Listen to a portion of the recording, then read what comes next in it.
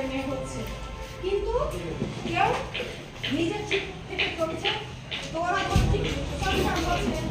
আবার ওই মেয়ে 4টা ছেলের মা, মানে 2টা ছেলের মা, তাকে একটা ফেসবুকে চ্যাট করে, তাকে একটা করে নিজের স্বামীকে, নিজের বাচ্চাকে এত কষ্ট করে সিজার করে বাচ্চা হচ্ছে, ছেলে পালিয়ে গেছে। আমি কেন পারবো না?